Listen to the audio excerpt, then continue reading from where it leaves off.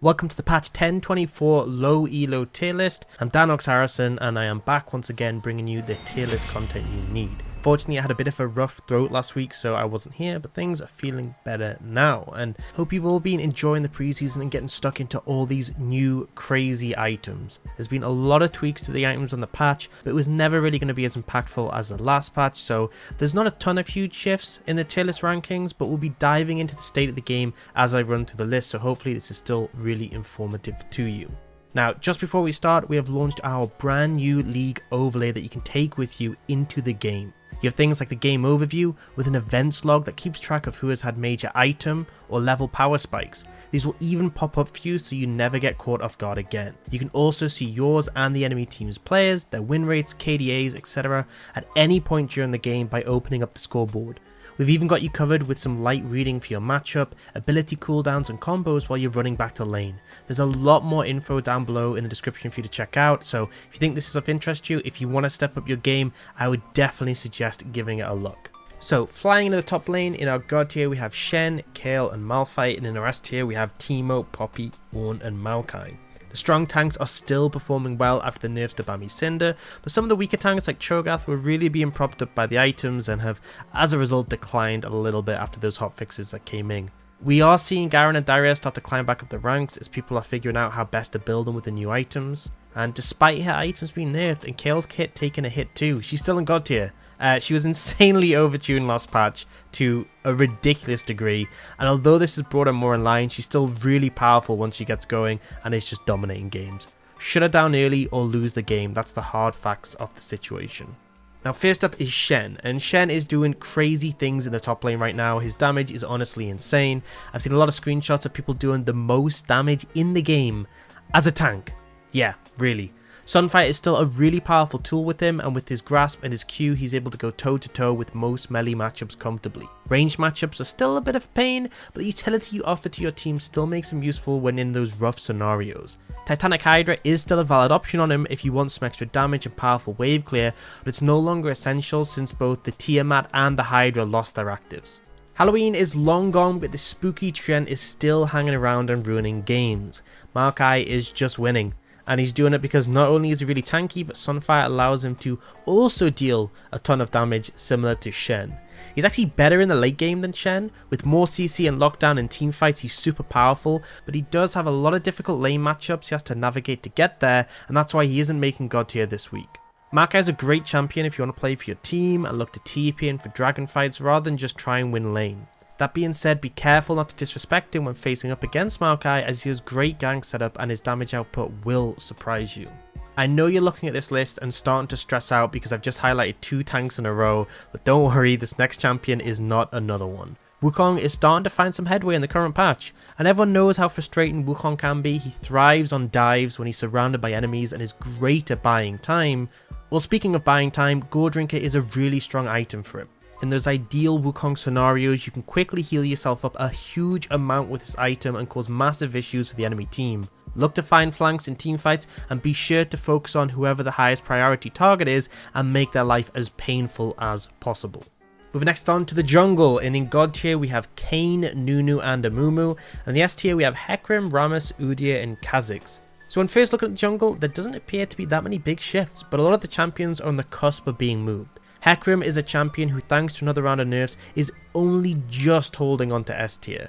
And after the hotfix nerf to Sunfire, only Amumu and Nunu are really overpowered when it comes to tank junglers. Rammus is still in a strong spot, but the rest have moved down, particularly Mundo, who took a massive hit all the way to B tier. Now you may have seen that AP junglers did get a nice change with the jungle items now offering AoE Omnivamp, but unfortunately with every AP mythic except one being nerfed and there still not being a solid replacement for runic echoes, Ludens is just a bit too costly to get the spikes they're used to. They haven't been able to really climb back up on the tier list, so potentially in the future we could see those AP junglers make a resurgence, but for now they are still struggling in the current patch. Now Udyr is my big talking point of the patch for jungle. Our jungle expert Nalty has been spamming this champion to great success in higher ranks, and he's finding similar success in the lower ranks thanks to the relative simplicity of his kit. Phoenix is the way to go thanks to the big damage buffs it received in the later end of the season, and with Sunfire being in a good spot, he's really dishing out a ton of damage while feeling almost impossible to kill in the mid game. The best build at the moment for carrying games involves going Lichbane second. The burst is huge, you get AP to help boost your turtle shield, and after you've already finished your Sunfire, you're bulky enough to shake off most damage. He spikes really hard at this point, so look to abuse it. One big tip is to level your Q level 1, even when going Phoenix. Now the reason is this ability is great for helping you to clear the jungle, particularly your solo monster camps like your buffs. Later on, you can alternate between your Phoenix and Tiger forms to maximize your clear speed, but keep Tiger at only 1 point because it's not really there for damage against champions. The sacrifice with this is you'll get 1 less point in your bear stance late game, but it's not really very impactful and definitely worth the trade to speed up your clear. Next up is Nunu. Now, Nunu was strong before the preseason item changes, and unsurprisingly he's strong afterwards. Another Sunfire utilizer, or abuser as I like to call it, Nunu is doing great at the moment. Phase Rush allows him to easily land his root onto targets, his Snowball is a great ganking tool, and his objective control is strong with a healthy clear. One of the most frustrating things about Nunu is his ability to steal camps and just get away with it. On top of that, during the mid game this champ really feels unkillable unless you have something like a Vayne able to free hit him. Nunu is well deserving of this god tier spot, and if you keep seeing a Mumu banned away, then Nunu is a great alternative. One of the biggest benefactors of the improvements to the jungle item this patch, Fiddle. Fiddle is loving the extra Omnivamp on his AoE abilities to help bolster his clear. Although Night Harvester took a heavy hit and I know a lot of people were using that with him, he's still able to build Riftmaker or Protobelt and have solid results. When playing Fiddle, look to try and clear multiple camps at the same time. Gromp and Blue buff can be done together by dragging the blue a little bit, and the same applies with Raptors and Red buff. Vision control is super important with Fiddle, so look to abuse control wards and your effigies to get control of an area and force the enemy team to face check, and that's what gives you the window to find a huge game winning ultimate. Next up is mid lane. In the god tier we have Kayle, Fizz and Echo, and in the S tier we have Diana, Annie, Malzahar, Brand, Galio and Victor. Now I, and no doubt a lot of you, came into this patch expecting big changes in the mid lane with all the mythic item changes. Ultimately, this isn't the case, as our mid expert explained that the strong champions utilising the mythics were still getting value out of them, and because there were nerfs to almost all of them, there wasn't many AP champions who could climb up the tier list as a result. Now that leaves an opportunity for AD champions to do better, but to be honest, they're not having the best time in the mid lane right now. The most consistent lethality option was Eclipse, but it has been hotfixed and then nerfed, so it's not looking as hot. Yasuo and Yone actually started to look pretty strong with a build where you rush Ginsu's and then 2 agility cloaks to abuse their double crit chance for huge on-hit damage. Unfortunately, this was nerfed this patch and both of them are looking awful right now. And I'm really trying to emphasize this heavily, Yasuo and Yone are terrible at the moment, really incredibly bad. So I strongly suggest giving them a miss for the time being. And I'm specifically talking to you, XX Yasuo main 69XX. Right now Yasuo has a 44% win rate and Yone is even worse. Leaving that rant aside, moving on to the champions. Fizz was demolishing last patch with the Night Harvester, and it did take a heavy hit, but his damage was at overkill levels, so he's still in a really powerful spot. There is an alternative. Hextech Rocket Belt is a great mythic he can use to find easy backline access and do, well, Fizz things. Lichbane is a really powerful item for him still, and despite the AP ratio being nerfed twice, it's still in a great spot. And for anyone wondering why, it's because they massively boosted the base damage on the preseason. Prior to the preseason, it was 75% of your base AD plus 50% AP ratio. It's now 150% of your base AD plus 40% AP ratio. The extra base damage means as a second item it's decimating in the mid game, and by the time the lower AP ratio matters, you've already gotten tons of value out of it. Now one tip, if you're looking to pick up Fizz, when firing your ult, aim it way past your target. I see a lot of people try and throw it right on top of the target, and if they dash away it just lands right in front of them, it goes short, really rough. Aim it at max range and it will still connect with them if they try and kite backwards. If they flash or dodge it, then at least it'll build up in size and provide a solid zoning tool rather than look like a puddle on the floor. Now Echo is in a really similar spot to Fizz. Tricky to pin down assassin, loves Lichbane, great with Rocket Belt, and I'd actually say Echo is an even better utilizer of the Rocket Belt simply as it allows you to easily set up those big AoE stuns. Echo is incredibly snowbally, and if you can find a lead, he's really good at running away with it and getting to the point where he can pop backline carries without much retribution.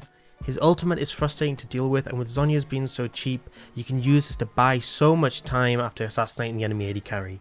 One thing to watch out for is hard CC. It's the bane of Echo's existence, and if they lock you down so you can't use your ultimate, then that's when you're vulnerable.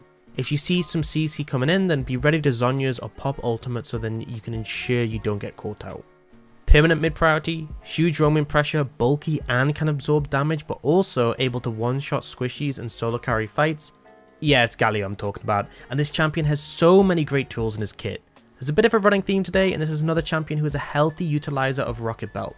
Rocket Belt did get toned down a bit this patch, but the same thing happened to every other AP mythic except one. And the critical thing is Rocket Belt is more about the dash and the movement speed than the damage. Galio with Predator and Rocket Belt is crazy fast, to the point that you can just run into the enemy backline while channeling your taunt, and once it connects it allows easy follow-up from your team. It's so much fun to play, and he offers so much to a team. It's a great pick on the current patch.